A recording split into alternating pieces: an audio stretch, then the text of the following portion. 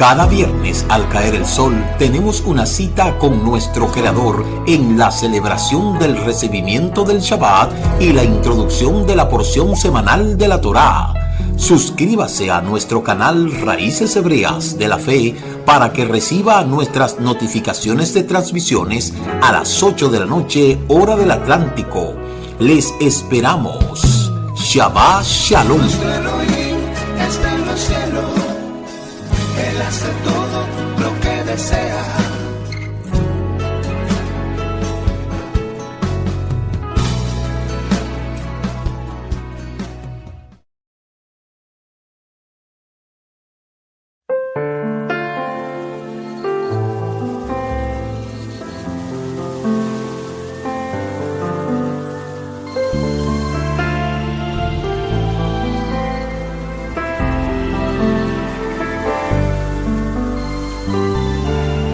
Shabbat Shalom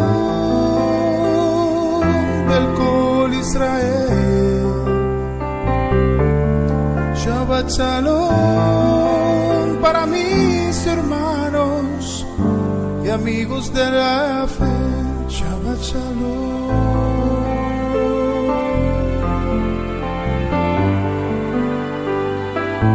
Shabbat Shalom.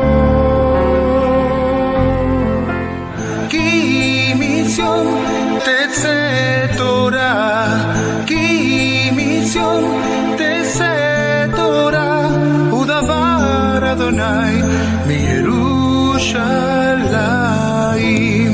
Shabbat Shalom, sean todos bienvenidos a la introducción de la porción semanal de la Torá. ודבר אדוני מירושלים. ברוך שנתן תורה תורה, ברוך שנתן תורה תורה לעמו ישראל מקדו. Shalom, mis amados hermanos, sean todos bienvenidos una vez más al programa de los viernes, la introducción de la porción semanal de la Torá. Quien les habla, su amigo y hermano en el Mesías, el Roé Ricardo Mojica. Somos el Ministerio Mesiánico Internacional Directo al Corazón, anunciando la restauración de Israel y de todas las cosas. Declara la Escritura en el libro de Shemot, capítulo 31, verso 16, los hijos de Israel guardarán el Shabbat, cumpliendo con él de generación en generación, siendo este un pacto perpetuo, una señal entre el pueblo de Israel y yo, porque en 6 días Elohim creó los cielos y la tierra, y en el 7º día descansó. Bienvenidos a todos los que desde ya se están empezando a conectar ahí a través de nuestro canal de YouTube, Raíces Hebreas de la Fe. Comparta esta transmisión en sus redes sociales y no se olvide de visitar nuestra web www.ministeriodirectoalcorazon.com. Estamos hoy ya concluyendo, más bien iniciando la parashá número 38, la parashá Korah. En este año vamos a estar abordando algunos tópicos que no se han abordado. Por eso es importante que usted le ponga atención. Vamos a entrar de inmediato y vamos a iniciar con la plegaria de costumbre, para así nosotros iniciar en esta noche lo que es la introducción de esta parashá Korah. Baruch atah Adonai Eloheinu melech haolam, asher kidishanu bemitzvotav v'tzivanu al divrei Torah. Bendito seas tú, eterno Elohim soberano, Rey del universo, que nos ha santificado con tus mandamientos y nos ha dado tu Torah, una Torah de verdad, una Torah Emet. Beshem Yeshua HaMashiach, amén, amén. Pues ahí está, mírenlo ahí, la parashá Korah, Bemidbar, números capítulo 16, desde el verso 1 hasta el verso 18. También tenemos ahí la Saliyá y el Maftir, capítulo 18, verso 30 al 32, y la Haftará, primera de Samuel, Shemuel Aleph, capítulo 11 desde el verso 14 hasta el capítulo 12, verso 22. Ahí está la parashá Koraj. Koraj significa depilado. Y tocante a esta parashá, pues ya hemos estado hablando toda la semana en el matutino. Hemos estado hablando acerca del carácter de Koraj, y hoy nosotros nos disponemos a abundar en manera ampliada, organizando algunos tópicos que tienen que ver con esta parashá Koraj. Por eso vamos a abundar un poquito acerca del tema de la parashá Koraj. Como ya todos nosotros sabemos, Koraj, que era hijo de Itzar, hijo de Kenat, hijo de Levit, dice el capítulo 16, verso 1, que es ahí en donde está la parashá, los hijos de Eliab y On Peleg, descendiente de Rubén, capítulo 16, verso 1.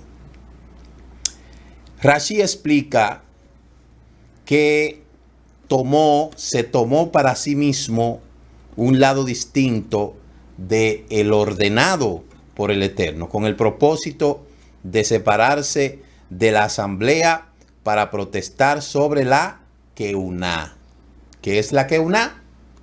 La Keuná es el sacerdocio, el puesto de Cohen, sumo Cohen.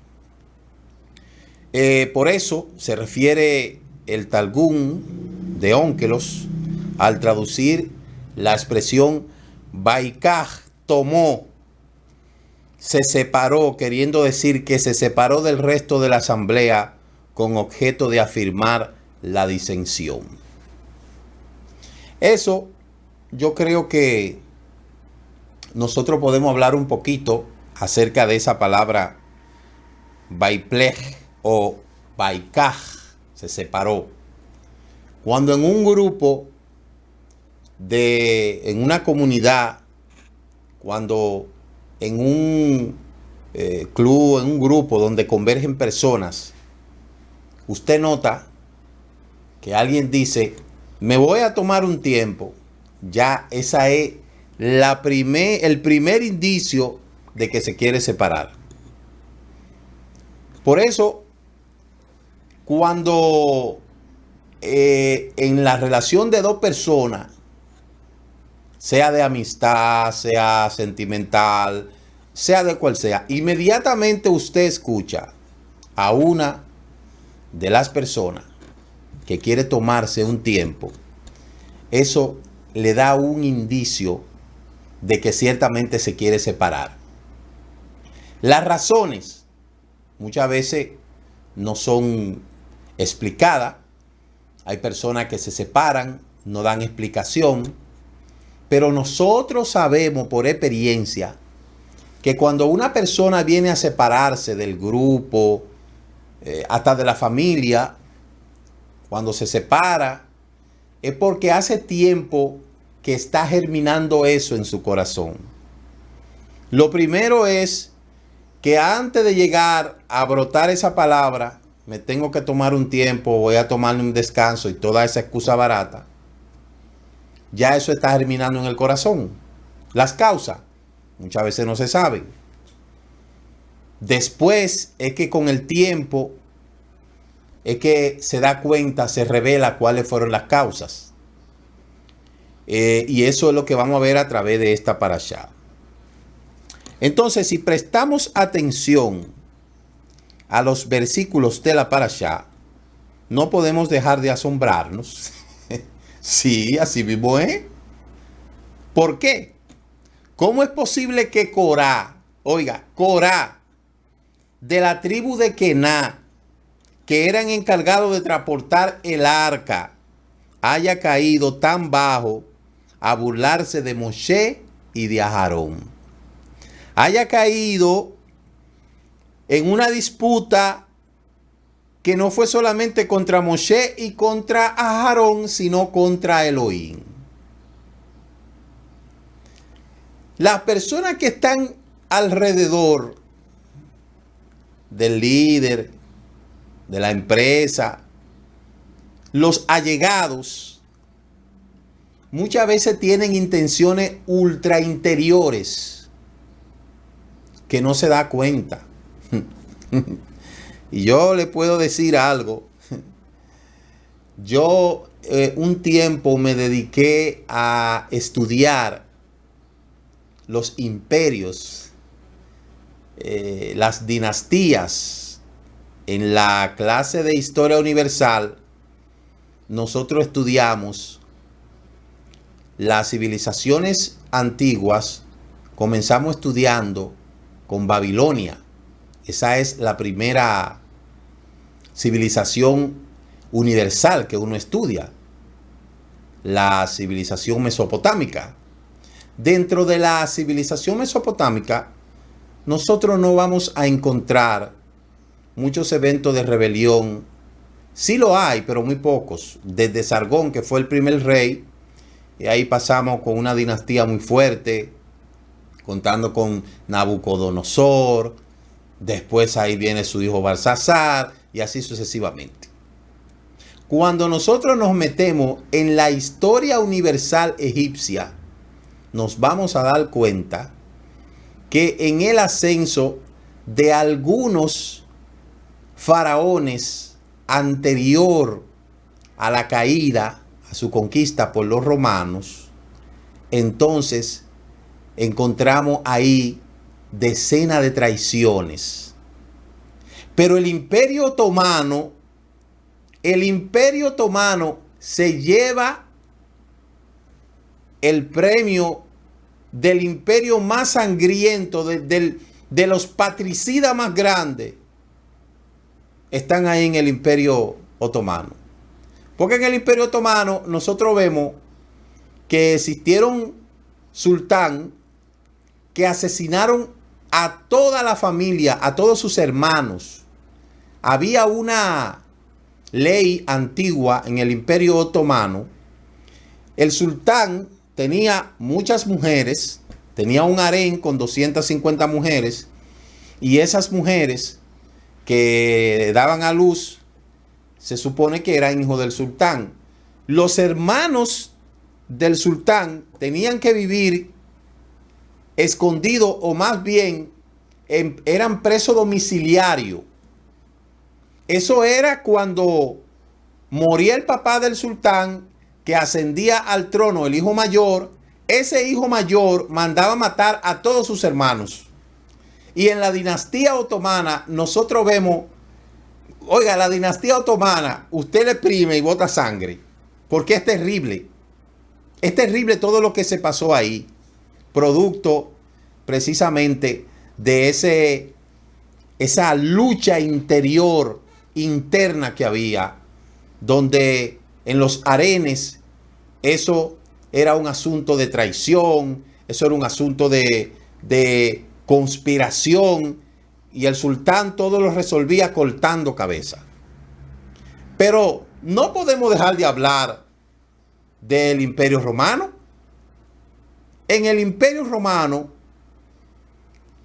ahí con el ascenso de algunos emperadores, igual pasaba que hasta asesinaban a hermanos, parientes, no importa quién sea.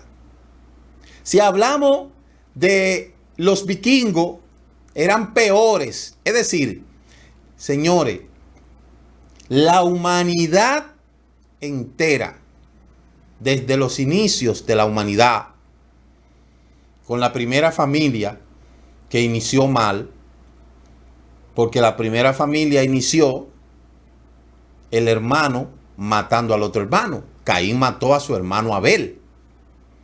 Desde ahí en adelante, la raza humana se ha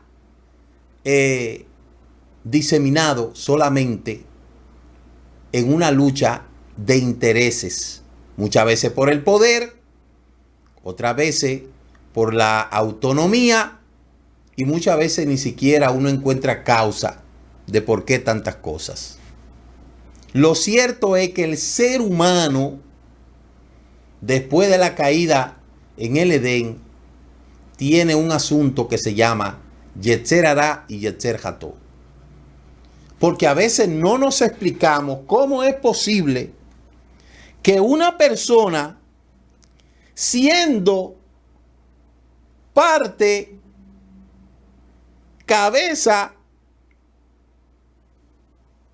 de la hegemonía del pueblo, se levantara con tal traición como esta.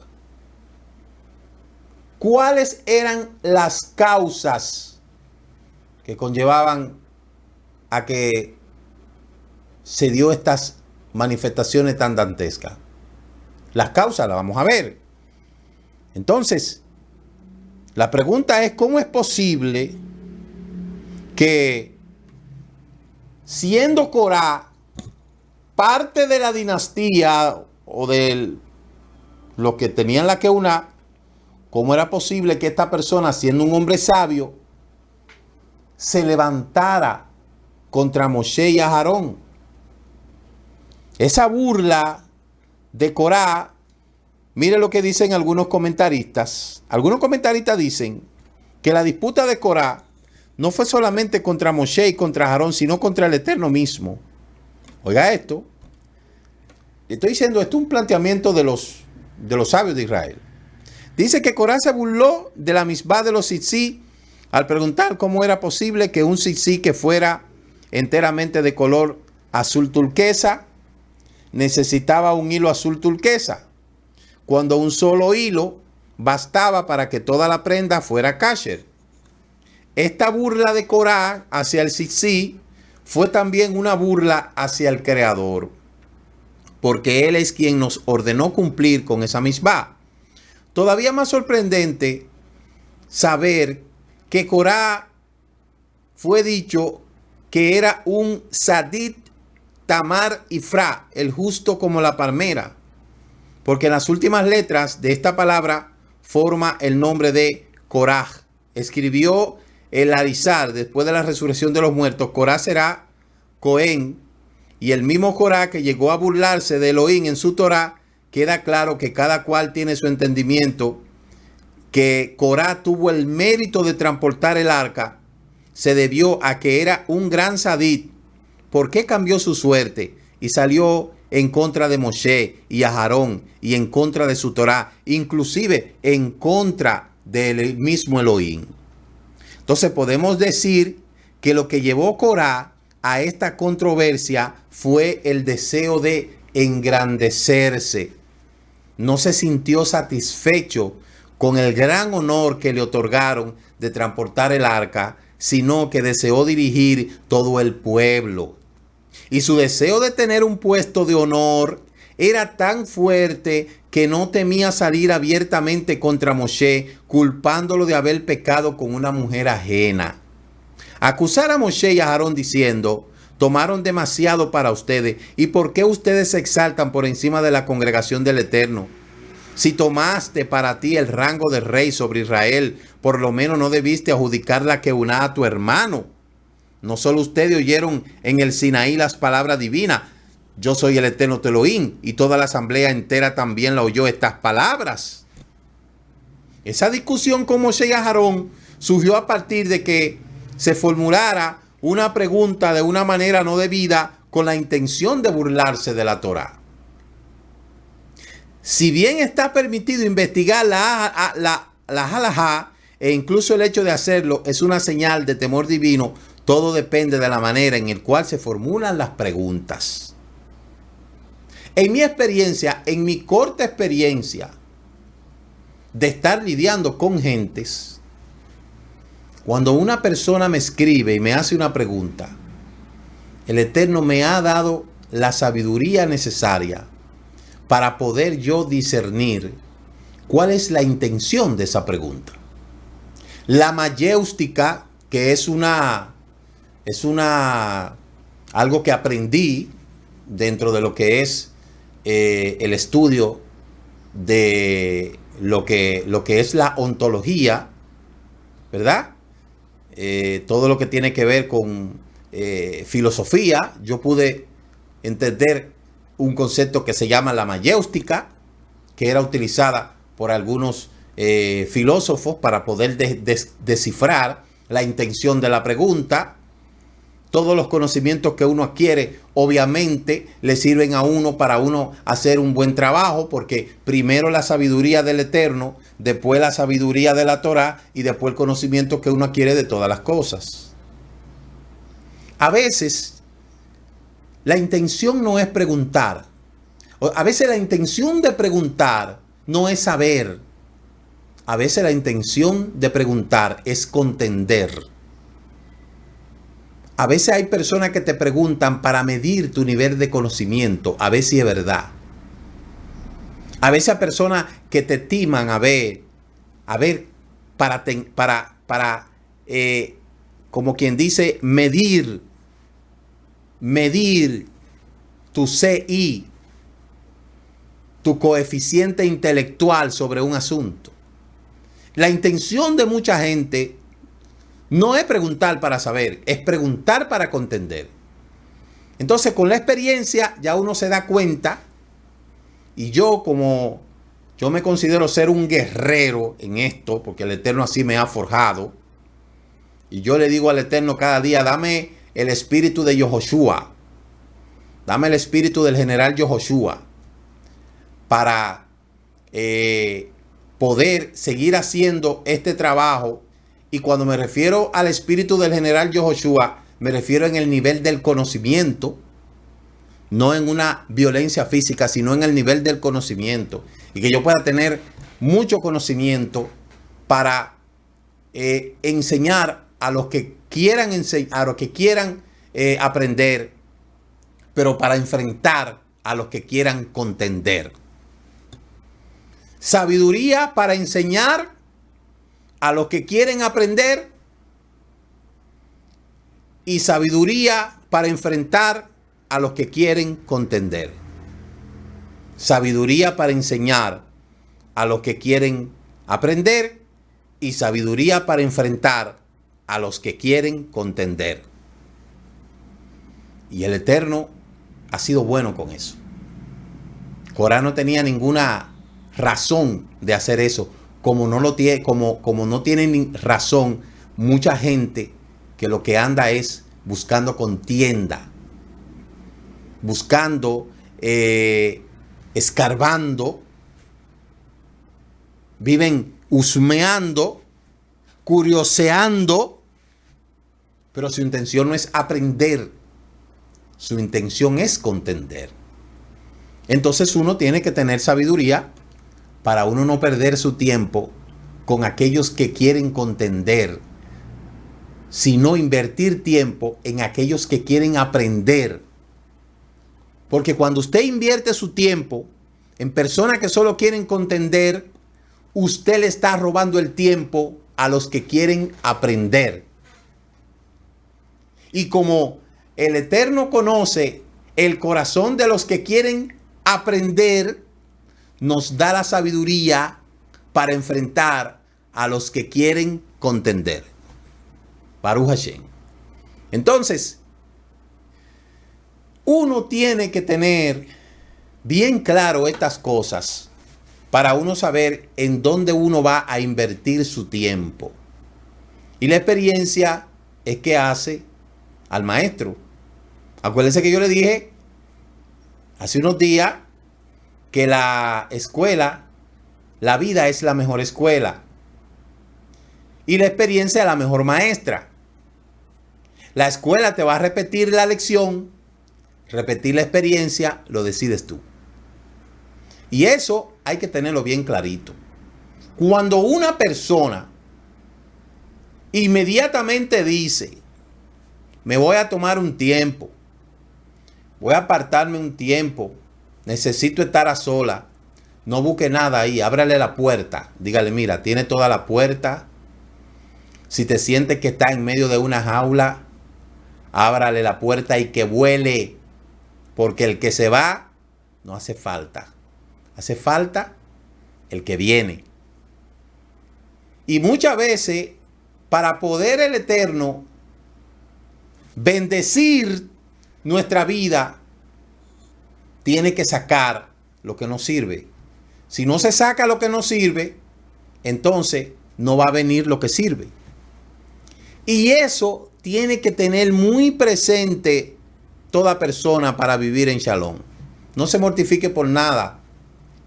No se preocupe por nada. Cuando yo inicié estos caminos, teníamos una congregación de muchísima gente que decían que eran fieles. Y ay, pastor para aquí, ay, pastor para allí, ay, mi pastorcito. Ay, ay. Hipócritas. A la hora en punto en que yo dije, no soy más cristiano, no soy más todas esas cuestiones, se fueron. Se fueron. Y después, otros llegaron, se fueron. Y vinieron más y se fueron. ¿Y dónde estamos nosotros? En el mismo lugar. En el mismito lugar. Entonces, si tú sientes que hay personas que se están yendo de tu vida, si tú sientes que hay personas que se están tomando un tiempecito, dale gracias al Eterno, porque tú eres el que ora todos los días pidiéndole al Eterno que te libre del mal. Entonces no te aflijas cuando el Eterno te quite del lado una gente que lo que te está haciendo es mal. ¿Sí me entiende lo que le digo? Es así. Dé gracias al Eterno por todo. Entonces vamos a descubrir qué fue lo que pasó con Corá. Primero, vamos a estar hablando del Maftir. El Maftir habla algo interesante. Dice el Maftir, capítulo 18 del 30 al 32. Por lo tanto, le dirá a ellos, cuando aparten de la mejor parte, será contado a los levín como si fueran grano de la era y jugo de uva de la prensa de vino. Ustedes pueden comerlo donde quiera, ustedes y sus familias, porque es su pago de vuelta por el servicio al Eterno. Además, porque ustedes apartan de ellos su mejor parte, ustedes no estarán cometiendo ningún pecado a causa de ello, porque ustedes no profanan las cosas Kedoshim de los hijos de Israel. Por eso dice el 18:21, a los levitas le doy la propiedad de la 10ª parte que los israelitas deben de entregar su producto en pago del servicio en la tienda del encuentro.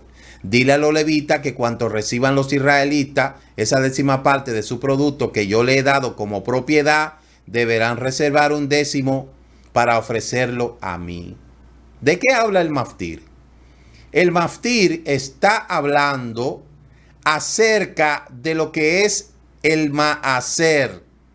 ¿Qué es el Maaser? El diezmo.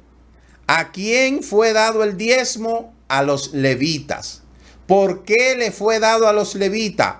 Porque cuando usted leyó en el capítulo 12 del libro de Yehoshua, la orden que el Eterno le dio a Yehoshua, le dijo, reparte la tierra entre las 10 tribus y la media tribu de Efraín y Manasés. Son 11. Y a los levitas no le dé heredad, porque la heredad de los levitas está dentro de todo el pueblo. El Eterno fue muy claro cuando dijo, a los levitas le dará la 10ª parte. Eso se llama el Maaser Sheni. Y luego de ese Maaser Sheni, Maaser Rishon, ellos van a sacar el Maaser Sheni, que es el diezmo de diezmo, para dárselo a las viudas, a los necesitados. Entonces el papel del levita era cuidar el Mishkan, las cosas sagradas, instruir al pueblo, hacer los sacrificios, y la paga del levita es el diezmo de todo eso que se ofrecía.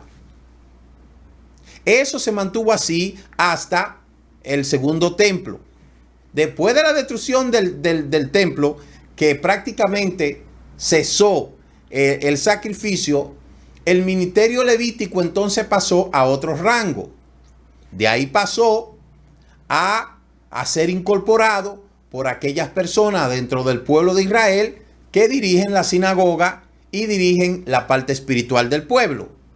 Lo que son los rabinos, los escribas, los maestros, los moré. A eso pasó esa parte. Como están dedicados solamente a las cosas espirituales, siendo guía espiritual, enseñando al pueblo, aconsejando al pueblo, el pueblo de Israel siempre ha seguido respaldando el trabajo de los rabinos, de los moré, de los de todas las personas que funcionan y trabajan en el aspecto espiritual. Esa es la parte que el occidentalismo tomó, porque eso sí, mucha gente no lo abolió. Cuando se hicieron las reformas, cuando el cristianismo hizo la reforma, tradujo las Biblias, entonces se dio cuenta de que por esa parte podía administrar, podía manipular al pueblo. Ahí entonces, ahí surgieron unos falsos levitas. Todo el que pide diezmo en este tiempo y todo el que pide que le den diezmo en este tiempo es un falsante, porque el Eterno no ha llamado a nadie a exigir diezmo, solamente a los levitas. Todo aquel, vuelvo y repito, todo aquel que exige diezmo es un falsante. Es un falsante, porque el diezmo es para los levitas. No existen levitas, porque no está el Beit Hamikdash. En el pueblo de Israel se usa que el pueblo de Israel ha seguido la ley de los diezmos siempre. Ha seguido, y no tan solamente los maaser y la terumó, diezmo, ofrenda, contribuciones, maaser y todo eso. ¿A dónde va eso? A las sinagogas, al pueblo que trabaja espiritualmente. Aquel que está dedicado a enseñar la Torá, aquel que está dedicado a guiar, aquel que dirige, aquel que con su consejo, con su trabajo, hace parte de la enseñanza de la Torá. De la Torá. Y el pueblo, en agradecimiento al Eterno, el pueblo que comprende el trabajo, valora el trabajo de ese rabino, de ese moré, de ese sadik, entonces ayuda a esa persona, porque es el trabajo que el pueblo evalúa. Pero el Eterno no ha mandado a ningún hombre a decir que él tiene que diezmo, porque ¿qué? El diezmo fue para los levitas. En este tiempo no hay levitas. El mundo está lleno de levitas. Y de ahí fue que el cristianismo, eso sí lo tomó. El cristianismo sí tomó eso para manipular a la gente. El diezmo y las ofrendas, eso sí. Si el pueblo que esas gentes dirige decide no diezmar, no están en pecado. ¿Quién dijo que están en pecado? Eso se lo inventaron los hombres para manipular. ¿Sabe por qué? Porque lo que el hombre hace con su dinero es una decisión personal de cada quien, porque tiene una relación con el Eterno. Nosotros en nuestra página, ahí hay una parte en la página nuestra que dice contribuciones. Y claramente nuestra página dice, si usted lo busca, usted lo puede leer. Nosotros, aparte de que nunca hemos estado manifestando ese aspecto de exigir diezmo y ofrenda, nosotros no exigimos eso. Porque es que Si yo hago eso, yo estaré faltando a lo que dice la Torá. Pero ahí todos los ministerios saben que se necesita. Todos los ministerios, todo el mundo sabe que los ministerios no pueden funcionar si no hay con recursos. Pero una cosa es que yo diga, mire cómo dice en la parte de nuestra página, cómo dice, nuestro ministerio se sostiene con la contribución voluntaria de seguidores, colaboradores y delegados que son edificados con nuestros trabajos, lo cual el Padre Eterno motiva a respaldarnos. Toda persona que contribuye con este ministerio debe de hacerlo voluntariamente. Debe de ser voluntariamente, porque de lo contrario el Eterno tampoco aprobará eso si no lo hace voluntariamente, porque no lo puede hacer a la mala ni obligado. Si usted desea apoyarnos, hágalo. Nosotros no hacemos negocio con la palabra de Elohim, no pedimos dinero, ni exigimos diezmo, ni ofrenda. Pero sí se necesitan los recursos económicos para sostener este ministerio, el cual es de mucha ayuda y bendición a toda persona que puede verlo y escucharlo. ¿Por qué yo estoy diciendo eso? Porque yo tengo que predicar la verdad. Yo no puedo exigir, mándeme su diezmo, mándeme su ofrenda, porque eso no está en la Escritura. Ahora, yo tengo un trabajo, miles y miles de personas están siendo beneficiadas, dirijo una comunidad y por eso es que no todos los que forman parte de esos chats, por más cantidad, por más gente que usted vea en los chats, no todos los que están en esos chats aportan a este ministerio. Sin embargo, yo nunca le he dicho, usted aporta, usted no aporta, y se benefician de los mensajes, participan en la clase y están ahí. Pero yo no le digo, ni le exijo, que en cierta manera deberían de hacerlo. ¿Por qué? Porque si son agradecidos y se están sustentando de todo este trabajo, por lo menos por agradecimiento, deberían decir, bueno, él no está dando clase por allá para estar aquí enseñando, el deber sería respaldarlo. Más sin embargo, yo no digo ni fu ni fa. Yo dejo a la gente tranquila. ¿Usted sabe por qué? Porque yo he aprendido a depender del Eterno. Por eso me puse en primera persona. De modo que nadie puede decir por ahí, Ricardo Mojica pide diezmo y pide ofrenda. Yo no. Porque yo he aprendido a depender del Eterno. Y por eso le digo que no es lo mismo vivir de la fe que vivir por fe. El que vive de la fe, si la gente no le manda, se muere. Porque tiene su confianza en la gente y su mensaje está comprometido. Pero el que vive por fe depende del Eterno. ¿Por qué yo tuve que hablar esto así tan claro? Porque las cosas hay que hablarlas como son. Las cosas hay que hablarlas como son. Y sobre todo, hay que hacerle entender a la gente lo que es. Nosotros decimos que no hacemos negocio con la palabra y así es. Hay algunos que dicen que no hacen negocio con la palabra, pero te venden hacen el talí, que no son kosher y te lo venden. Y todo lo que hacen lo venden. Tienen un negocio oculto y dicen que no hacen negocio con la palabra. Pues yo sí puedo decir que yo no hago negocio con esta palabra. Yo no.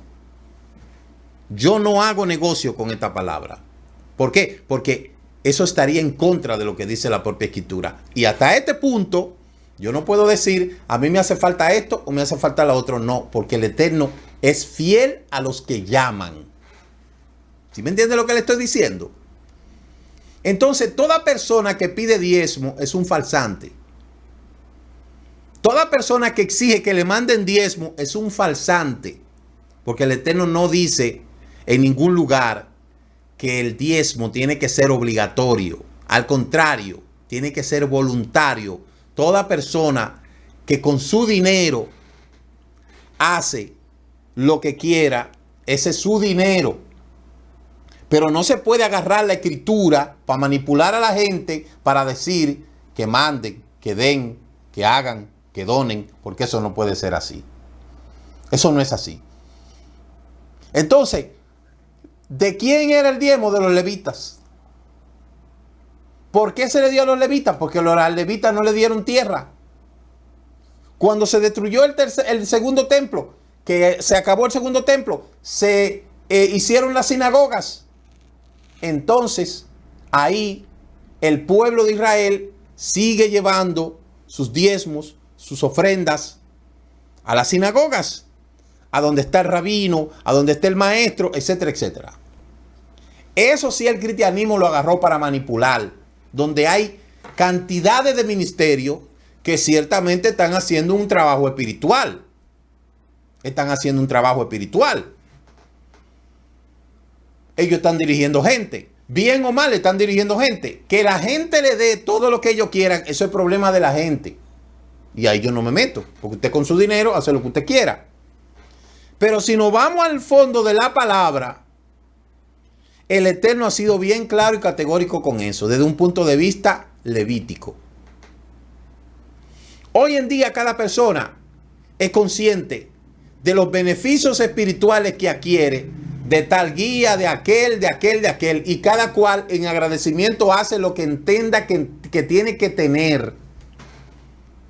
Pero no porque el Eterno le dijo, usted tiene que dar el diezmo obligado. Entonces eso tiene que quedar claro. Usted sabe que yo hablo claro como el agua. Usted habla claro como el agua. Yo hablo claro como el agua y usted lo sabe. Definitivamente tenemos que entender que las cosas hay que enderezarlas, lo que está torcido. Y eso es lo que dice la Escritura. Dicho esto, queda claro. ¿Para quién fue el diezmo? Para los levitas.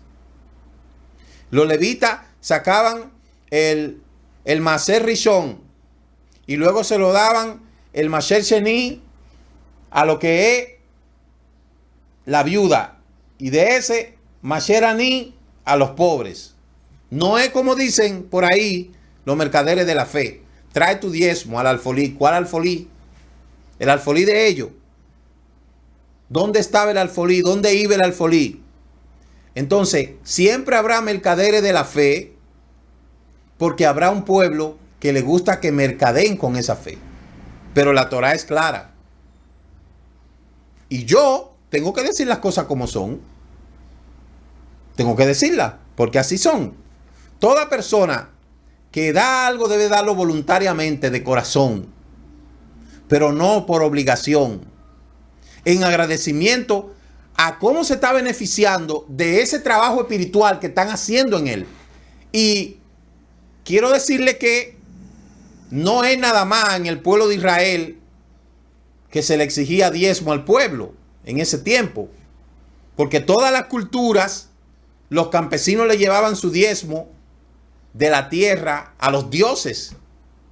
Todos los dioses paganos han exigido diezmo, los dioses paganos. Y el Eterno lo instituyó para los levitas. Entonces, busque el paralelismo en esto para que usted entienda lo que yo le estoy tratando de entender. Porque el pueblo tiene que dejar de dejarse de manipular. Pero cada cual hace con lo que tiene según entienda. Y hasta ahí uno no se debe de meter. Pero el Eterno bendice a aquellos que son desprendidos, a aquellos que hacen sedaká, que hacen terumá, que hacen maaser. Eso el Eterno lo ve bien y bendice, porque el Eterno no bendice la mezquindad, la tacañería. El Eterno no va con eso. El Eterno bendice a la persona que es desprendida, al bondadoso de corazón, porque igual nosotros no nos vamos a llevar lo que tenemos para el cementerio. Entonces, si hay una buena causa y si hay una justa causa, y si alguien le está ayudando en su vida espiritual y usted entiende que tiene que apoyarlo, pues apóyelo. Apóyelo si usted cree que está haciendo un trabajo sincero, con sinceridad, con llamamiento. Y eso es algo que el pueblo tiene que entender para que aprenda de una vez y toda el concepto del diezmo y de ofrenda. El pueblo que le sirve al Eterno en este tiempo debe de dar diezmo y ofrenda. Eso debe de saberlo cada persona con la relación que tiene con el Eterno y lo que dice su Torah. Y esa es la conclusión. Para continuar, vamos a hablar de lo que es la Haftará, que habla del profeta Shemuel. Shemuel, su nombre significa Yu-Hei-Vah-Hei. Pertenecía a la tribu de Leví, fue el líder militar y el último juez, eligió el primer rey de Israel, Shaul, y todo Israel se unió para llorar la muerte. Ese fue Shemuel, que ungió a Shaul, el primer rey. Ahí, ese fue el último shoftim, el último juez. Lo vamos a leer en todas las cosas en el matutino. Dice la Haftará: así que todo el pueblo fue a Gilgal, y allí en Gilgal, delante de Yu-Hei-Vah-Hei, Samuel ungió a Shaul para ser rey delante del Eterno en Gilgal, y ellos presentaron sacrificio allí como ofrenda de Shalom delante de Yu-Hei-Vah-Hei, y allí Shaul y todos los hijos de Israel celebraron con gran alegría. Entonces ahí podemos ver que Shaul, antes de ser ungido, era un descendiente de la tribu de Benjamín. Su padre se llamaba Cis. Su padre era un hombre valeroso y valiente, era un hombre joven, era un hombre hermoso, tanto que no había otro más hermoso que él. Era un hombre alto, tanto que los hombros de arriba pasaban a cualquiera del pueblo. Era un hombre acomodado, tenía varias asnas, eran usadas como medio de transporte y carga para sembrar. El tener varias asnas era señal de prosperidad y riqueza. El perderlas era una tragedia. Y allí ya usted sabe la treta de Samuel y Shaul. Mañana vamos a estar escuchando lo que se va a estar exponiendo acerca de esta Haftará, porque sabemos el acontecimiento y la desgracia del primer rey de Israel se debió a cabo a su desobediencia. Y esa es la relación que hace la Parashá con la Haftará. Dicho esto, vamos a analizar el último punto. Corá, ¿cuál era la base de su rebelión? Hay una frase que dice: la dimensión de tu drama es proporcional al tamaño de tu ego. Oiga bien, la dimensión de tu drama es proporcional al tamaño de tu ego. Otro elemento es el hecho que dice: Vaikra Korá, Ben Yistar, Ben Kená, Ben Leví, Ben Natán, Baavirá, Venei Eliad, On, Ben Pelet, Venei Rubén. Y se apartó, se desligaron de la congregación Coré, hijo de Yistar, hijo de Kená, hijo de Leví, hijo de Natán, hijo de Aholiab, hijo de Pelet, los cuales eran de la tribu de Rubén. Corá tiene un valor de 308. Es la numeración para el nombre de Corá, depilado. Ya sabemos que lo que conllevó a Corá a ese resurgimiento contra Moshe fue su rebelión y su intención de querer ser una persona grande y de querer ser una persona influyente. Y por eso es necesario que entender que cómo es posible que Corá, quien era una persona muy elevada, haya llegado a caer tan bajo como para oponerse a Moshe y a Aarón e incluso a burlarse de la Mishpah. Es decir, que esto fue lo que hizo que él perdiera el control. Entonces, a diferencia de nuestro patriarca, vemos que los patriarcas huyeron del honor y todo el mundo reconocía la grandeza de Abraham, que se había salvado como del horno ardiente, y a pesar de eso lo bendijo, otorgándole una mayor honor y grandeza. Los miembros de la tribu de Leví, que tuvieron el mérito de transportar el arca y sus utensilios, no solo porque se dedicaban al estudio de la Torá, sino también porque no participaron del pecado de becerro de oro. Y por eso fue que a los hijos de Leví se le dio la parte de los diezmos y las ofrendas, aparte de que ellos iban a llevar la Keuná.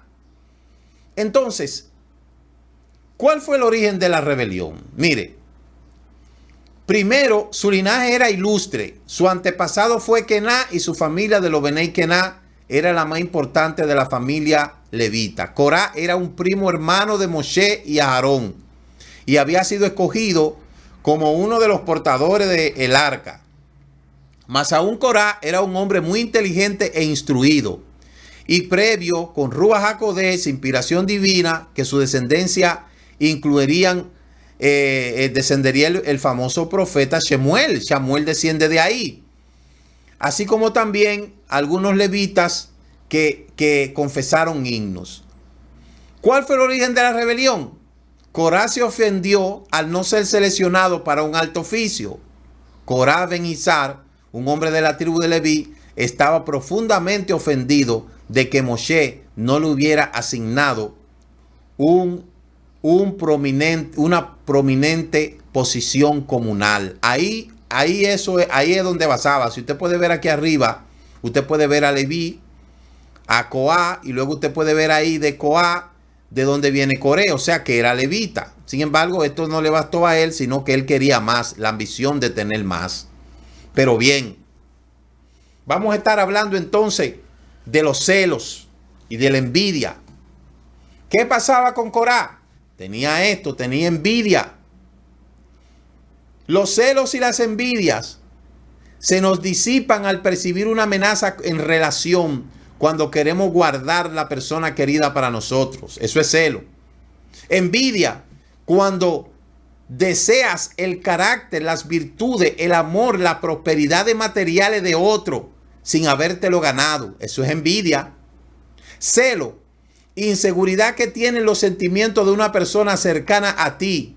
Miedo, sospecha de que la persona amada cambie su cariño hacia otra. Envidia es cuando desea lo que otro tiene, hace o posee en medio, con miedo de que alguien te lo quite. Es el celoso que se amarga y sufre ante la felicidad de los demás. Celo es cuando no quieres que algo tuyo lo disfrute nadie más. Envidia, cuando quieres algo que tiene otra persona. Celo, usas tu creatividad para imaginar cosas las cuales solo sales tú perdiendo. Envidia es un perdedor sin creatividad. La envidia conecta con los resultados. Entonces la diferencia entre el celoso y el envidioso estriba en que el primero reconoce a su prójimo el derecho de poseer el bien, mientras que el segundo quiere apoderarse de él. Vea a Corá ahí reflejado y téngalo muy presente. Ahora vamos a hacer unas cuantas preguntas. Después de la envidia y el celo, existe otra cosa que se llama el resentimiento. Ahora vamos a hacer un autoanálisis. ¿Qué situaciones lo generan? ¿Qué fue lo que generó en Corá ese resentimiento? ¿En qué medida los antecedentes, las circunstancias existenciales de cada individuo contribuyen o favorecen a la aparición del resentimiento? Porque antes de la manifestación de la envidia y de los celos viene el resentimiento. ¿Es el resentimiento un estado permanente o solo un fenómeno pasajero en la dinámica psicológica de los individuos? ¿Cómo se forma y cuán intenso puede ser en las personas normales, en individuos con trastornos psicológicos? ¿Hay resentimientos específicos? ¿Resentimiento social? ¿Resentimiento económico? ¿Resentimiento político? ¿O el resentimiento, un fenómeno más bien matiza toda la conducta del ser humano y cuyos efectos se manifiestan en todos los aspectos de la vida psíquica? ¿De dónde viene el resurgimiento? El resentimiento. ¿Por qué surge el resentimiento? ¿Qué es lo que conlleva a una gente? El envidiar, el querer destruir al otro, destruir su familia, destruir su trabajo, destruir su empresa, destruir su casa, destruir sus hijos, sus hijas, destruir todo. ¿Qué es lo que le pasa a la gente con esto? Esto, dentro de la psicología que estudia el comportamiento humano, eso se le llama, eso tiene un nombre que es relacionado al trauma de la personalidad. Pero otra cosa está también el odio, que es un sentimiento intenso que repulsa hacia alguien o algo, que provoca el deseo, rechazar o eliminar aquello que genera disgusto. Es decir, sentimiento de profunda antipatía, disgusto, adversión, enemistad, repulsión hacia otra persona, cosa o fenómeno. ¿De dónde viene eso de querer odiar, de querer destruir, de querer acabar? Entonces, celos, envidia, resentimiento y odio. Los 4 enemigos, los 4 jinetes del apocalipsis que destruyen la vida. Resentimiento, celo, envidia y odio. De eso está lleno el mundo, mis amados hermanos. Pero eso ha traído como consecuencia la pérdida de los valores. Valores religiosos, valores morales, valores estéticos, valores intelectuales, valores afectivos, valores sociales, valores físicos, valores económicos. Todas esas 4 cosas, el resentimiento, los celos, la envidia y el odio, son lo que han traído como consecuencia la destrucción de los valores, la solidaridad, la identidad, la responsabilidad, la honestidad, el respeto, la perseverancia. Mire por dónde vamos. Mire por dónde vamos. De todos esos valores se está haciendo falta en el mundo ahora mismo.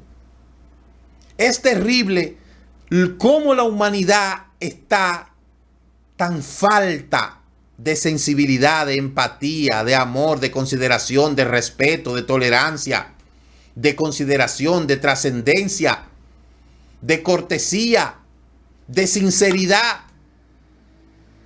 de convivencia, de sentimiento. ¿Cuántas cosas hacen falta? Entonces, la rebeldía pasó a toda la congregación. No tenían temor de rebelarse, aunque habían visto los resultados de la rebeldía de Corá, cuando la tierra abrió su boca porque tenían en su interior una sentencia de muerte, ya se sentían perdidos. El Eterno le había dicho que iban a morir en el desierto y por eso no tenían nada que perder. Cuando una persona se siente que no tiene nada que perder, es ahí mismo donde su corazón está entenebrecido. Hay gente que no tiene nada que perder. Y como no tiene nada que perder, quiere destruir el testimonio del otro, el matrimonio del otro, la vida familiar. Mire, hay gente que no lo van a pensar 2 veces de destruirte a ti, a tu familia, a tus hijos, a tus hijas, acabar con tus propiedades. 2 veces no lo van a... Mire, hay gente que le es más difícil tomarse un vaso de agua que gestar y germinar una destrucción y planear la destrucción de una persona simplemente porque le caíste mal. El mundo está lleno de gente que tiene enemigos gratis, que simplemente no se siente bien con la prosperidad que tiene. No se sienten bien con la prosperidad que tú tienes. Inclusive dentro de muchas familias. No te van a tolerar que tú prosperaste más que ellos, que tú vives mejor que ellos, que tú tienes un matrimonio estable, que tus hijas están estables o tus hijos, que tú tienes estabilidad económica, que tú... no van a tolerarte eso. ¿Por qué? Porque el resentimiento, la envidia, los celos, el odio, la rebeldía que habita en esa persona lo tiene ciego. Y por eso es que usted ve que este mundo está pata arriba. Esta sociedad es la sociedad, esta generación es la generación más apartada de los valores que ha existido en toda la humanidad. Por eso es que uno tiene que tener cuidado con quién uno se va a relacionar. ¿Por qué? Porque usted no sabe quién está al lado de usted para destruirlo. Las grandes traiciones han surgido de gente muy cercana. Dice un adagio que en la confianza es que está el peligro. Y entonces es un problema porque no podemos vivir sin confiar en alguien. Y por eso es que dice la Escritura que tenemos que probar todo lo que está a nuestro alrededor. Siempre hay una persona que está intentando cómo destruirte. Las razones, no la busque. Las razones están en ello. Muchas veces son gente mediocre que no pudieron lograr lo que tú lograste y por eso te quieren destruir. Porque ellos entienden que tú no te mereces ese carro, esa casa, ese esposo, esa esposa o ese trabajo. Ellos entienden que tú no te lo mereces y ellos te lo van a quitar a como dé lugar. ¿Y de dónde germina eso? Bueno, eso germina de esto que está aquí, mire. Le voy a decir de dónde germina eso. Eso germina de ahí, de la Yetzer Hará. El problema del hombre está en su Yetzer Hará. La palabra Yetzer proviene de Yetzirá, formación. Podemos entonces asegurar que cada vez que alguien permite que la Yetzer Hará actúe, entonces está permitiendo que la formación del bien se dé en su vida. Cuando el Yetzer Hará actúa, que es la mala inclinación, permitiendo la formación ajena a la voluntad del Eterno, entonces lo lleva al pecado. ¿Por qué a mucha gente le cuesta reconocer los triunfos de los demás? La Yetzer Hará. ¿Por qué tú no te alegras con el bien del otro? La Yetzer Hará. ¿Por qué tú te sientes mal cuando tú ves a fulano con su esposa felices en las redes sociales? ¿Por qué tú te sientes mal cuando lo ves en el carro, lo ves viajando, ves que sus hijos están bonitos? ¿Por qué te hace eso sentir tan mal? Es culpa de él que tú no hayas logrado tus propios objetivos. Es culpa de él. Él es que tiene la culpa de tu fracaso. ¿Acaso es él el culpable de que tú hayas fracasado en tu matrimonio? De que tú no hayas terminado tu profesión. ¿Acaso es él que tiene la culpa? ¿Por qué le cuesta tanto? Mire, desgraciadamente yo vivo en un pueblo donde aquí, en este pueblo, no se reconocen las virtudes ajenas. Y con la masificación de las redes sociales, todo lo que se viraliza solamente es chisme. Pero no se viraliza que fulano se graduó con honor. Busque las graduaciones con honores para que ustedes vean. 5 y 6 personas haciendo like. Busque las graduaciones donde jóvenes, tanto hembras como varones, son un ejemplo a la sociedad. Eso no se viraliza. ¿Qué es lo que se viraliza? Le encontraron en una cabaña, le encontraron en un carro, le encontraron aquí, porque eso es lo que los mediocres tienen en su corazón. Y es algo tan tremendo que eso se da hasta dentro de la misma familia, señores. Entonces, esta sociedad está en cuidado intensivo. Y por eso es que nosotros, como guardadores de la Torá, tenemos que pisar, saber dónde vamos a pisar muy bien y saber con quién nos vamos a relacionar. No importa lo que nos digan. Esta sociedad está llena de maldad. Por eso yo no me canso de decirle, tenga cuidado con quien usted confía y le confía sus intimidades. Porque es muy probable que justamente eso es lo que esté esperando él para destruirte. Donde todo, como lo dije la semana pasada, todo está relacionado a lo material. Ya no hay una amistad sincera. Muy difícil. Ya nadie se acerca a usted con intenciones de una amistad sincera. Eso no existe. Todo está relacionado en un beneficio. Que para poder tener una amistad tengo que ver en qué yo me voy a beneficiar de eso. Es muy poca la gente que hace las cosas desinteresadamente, sin esperar nada a cambio. Y eso se ve en todos los lugares. Y por una de las cosas que a mí más me gustó el salirme de la falsedad del cristianismo, es porque la mentira y la falsedad que hay ahí, en ese sentido, no son 2 ni 3. Mientras usted es una persona que da todo lo que usted tiene, usted es bueno. Usted es bueno, ese sí es bueno. Mientras haya langosta que comer, carro que montar y dinero que dar, usted es bueno. Métase en un problema para que usted vea. Los primeros que te van a salir a crucificar son esos supuestos amigos y hermanos. Y yo hablo de eso. Yo hablo de eso porque conozco. Son muy poquito la gente que son sincera. La gente sincera, honesta, leal, hay que buscarla con lupa. Hay que buscarla con lupa, la gente sincera y leal, desinteresada, que hace las cosas porque verdaderamente te ama, muy poquito aparece. Y debo de decir que cuando regresé a las raíces hebreas, he encontrado mucha gente fiel, leal, sincero. Mucha gente. Entonces tal parece que el ki está en lo que estudia la gente.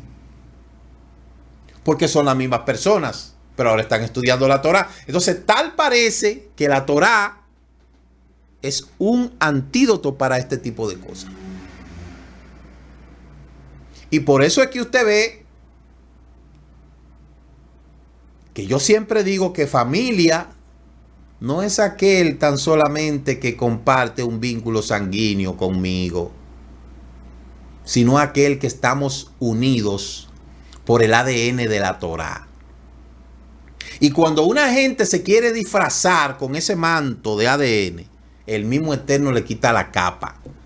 Y esos son los que dicen, me voy a tomar un tiempecito, porque eso yo lo tengo comprobado. El pueblo que conoce al Eterno y su mandamiento es muy reducido. Somos muy poquito. Muy poquito. Entonces, la situación que está pasando esta sociedad, el declive de los valores, la falta de sinceridad y la falta de honestidad que hay en esta sociedad, eso es una cosa terrible. Por eso nosotros como pueblo apartado no nos podemos estar juntando con todo el mundo, lamentablemente. A nuestros hijos y nuestras hijas hay que enseñarles a tener fortaleza psicológica fuerte. Porque amigos solamente hay ahí afuera, los amigos de parranda, mientras no te metes en un problema. El día que te metas en un problema, tú vas a ver cuáles son tus amigos. El día que te metes en la situación, entonces vamos a ver quiénes son los amigos. La lealtad está en peligro de extinción. La solidaridad está en peligro de extinción. La bondad está en peligro de extinción en este tiempo. El amor al prójimo. Y dijo Elohim, amarás a tu prójimo como a ti mismo. Y solo el perro entendió. El mejor amigo de su dueño es el perro. Pero amigo, muy poquito. Muy poquito, mire, reducida la lista de amigos. Entonces nosotros tenemos que seguir viviendo en este mundo y aprender a mantenerlo en modo impermeable cuando tengamos que mezclarnos con gente. Porque siempre vamos a estar en grupos. Grupo de la universidad, grupo allí, sí, con todo el mundo tenemos que juntarnos y nos juntamos, que allí, que aquí, sí. Pero ya cuando se trata de cosas íntimas, una amistad profunda, hay que ser muy selectivo para que ese que usted llama amigo o amiga no sea el que después lo venda como se ha visto. Entonces, esta Parashá Korah nos enseña otra vez que cuando una persona no tiene su corazón limpio y no tiene su corazón con el amor del Eterno y su Torá, es capaz de cualquier cosa. Y por eso es que hay que probar a la gente. No está mal que usted pruebe los amigos, a ver si es verdad. No está mal que a los que están alrededor suyo, que dicen ser amigos suyos, usted lo pruebe, a ver si es verdad. Porque usted está seguro que usted sí es una persona leal. Usted está seguro que usted sí es una persona solidaria. Entonces no podemos permitir que nuestro alrededor sea infestado y sea dañado. Porque lo que le pasó a Korah fue una cosa terrible. Porque al final el malo, el hipócrita, el mentiroso tiene su paga. Olvídese. Entonces, en conclusión, tenemos que seguir siempre pegados del Eterno. Y que sea Él que nos dé la sabiduría y el entendimiento, el conocimiento para poder seguir viviendo en este mundo. Y nuestros hijos y nuestras hijas que aprendan y que entiendan que amigos son muy poquitos, conocidos demasiado. Colega, muchísimo. Pero amigo, eso es una palabra que pesa mucho. Y no todo el mundo se le puede dar ese mérito, el mérito de ser amigo. Eso es un mérito. Un amigo solidario, un amigo fiel. Son muy pocos. Amigos que están dispuestos a cargarte 2 y 3 millas. Que no hay vínculo material. Que lo que yo tengo es tuyo y lo que tú tienes es mío y viceversa. No hay cosa en común. O sea, todas las cosas las tenemos en común. No hay cosa, no hay diferencia. Son muy pocos. Porque todo está bien. Somos amigos, sí, hasta que te presté el carro y me lo choca. Ahí es que nos damos cuenta, a ver.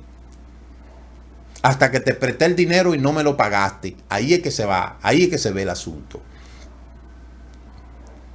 Hasta que te confié un secreto y fuiste y lo divulgaste por ahí. Hasta que confié en ti para entregarte tal cosa y te lo quedaste.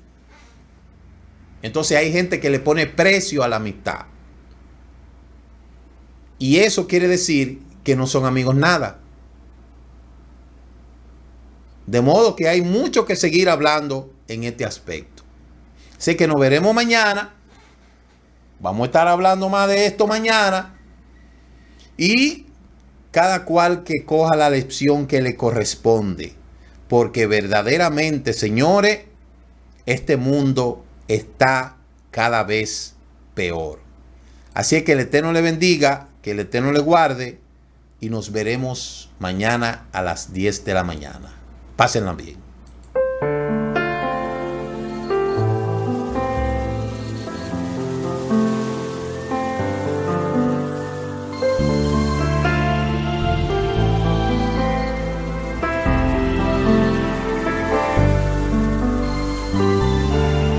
Shabbat Shalom del Kol Israel. Shabbat Shalom para mis hermanos y amigos de la fe. Shabbat Shalom.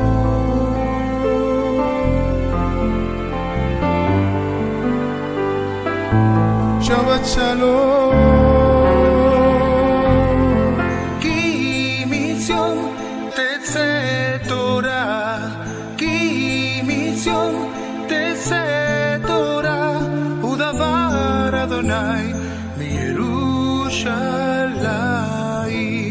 Muchas gracias por haber compartido con nosotros la porción semanal de la Torá. Comparta con aquellos que de verdad desean aprender las raíces hebreas de nuestra fe y nos veremos la próxima semana en la introducción de la porción semanal de la Torá. Shabbat Shalom. Laila Tov.